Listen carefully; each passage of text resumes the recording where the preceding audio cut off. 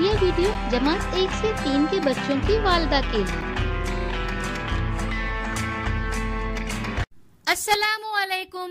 आज की मीटिंग में आप सबका खैर मकदम है। उम्मीद है आपको पिछले हफ्ते का आइडिया वीडियो पसंद आया होगा। चलिए आज के काम की शुरुआत करते हैं।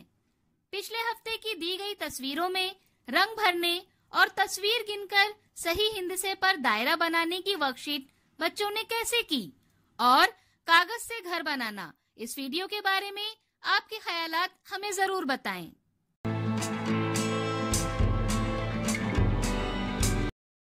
चलिए अब आगे की सरगर्मी करते हैं, जिसका नाम है करके देखते हैं। तमाम वालिदा के 2 ग्रुप बनाएं और उन्हें आमने सामने खड़ा करें।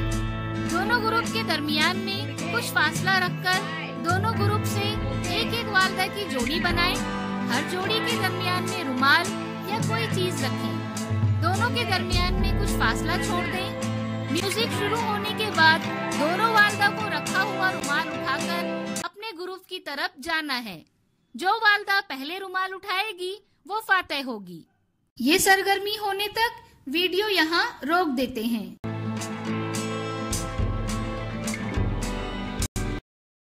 उम्मीद है ये सरगर्मी सभी वालिदा ने खुशी खुशी की होगी। चलिए अब आगे की सरगर्मी करते हैं, जिसका नाम है कुछ नया सीखते हैं। शहद की मक्खियों का डंक मारना एक आम मसला है। शहद की मक्खी के डंक मारने पर मुतासिरा जगह पर शदीद दर्द, सूजन, लाली और खारिश महसूस होती है। आइए इस वीडियो से शहद की मक्खी के डंक मारने की सूरत में इब्तिदाई तिब्बी इमदाद के बारे में जानें। शहद की मक्खी के डंक मारने पर इब्तिदाई तिब्बी इमदाद कैसे दें? सबसे पहले मुतासिरा शख्स को महफूज मुकाम पर ले जाएं और इसे पुरसुकून करें। यकीनी बनाएं कि शहद की मक्खी ने ही डंक मारा है। शहद की मक्खी के काटने पर बहुत दर्द होता है, लेकिन आप घबराए बगैर डंक की जगह का मुआयना करें। शहद की मक्खी का कांटेदार डंक अक्सर जल्द में फंसा रहता है और वो ऐसा दिखता है।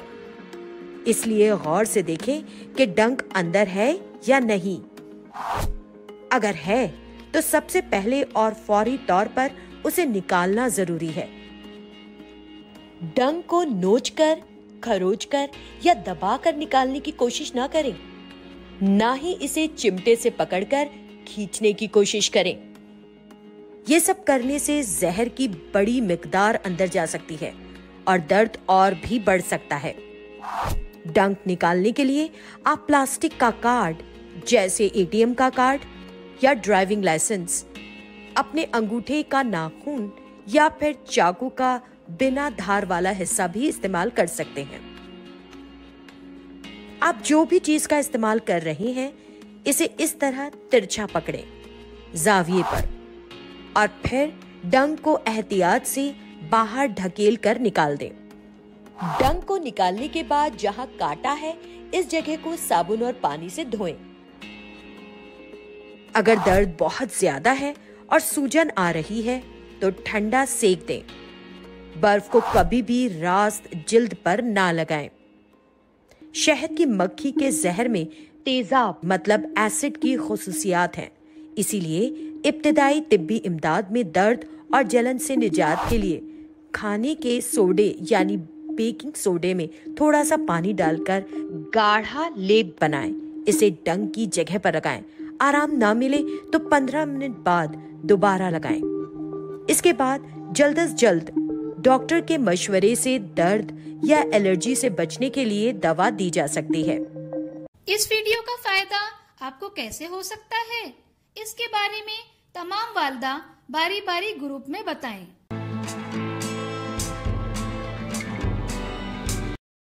चलिए अब आगे की सरगर्मी करते हैं, जिसका नाम है घर जाकर बच्चों से करवाएं।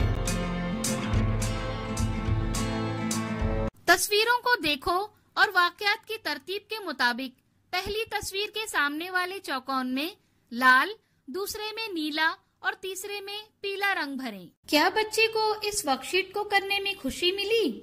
इस तजुर्बे को हमें जरूर बताएं। आज की सरगर्मियां यहाँ पर खत्म होती है।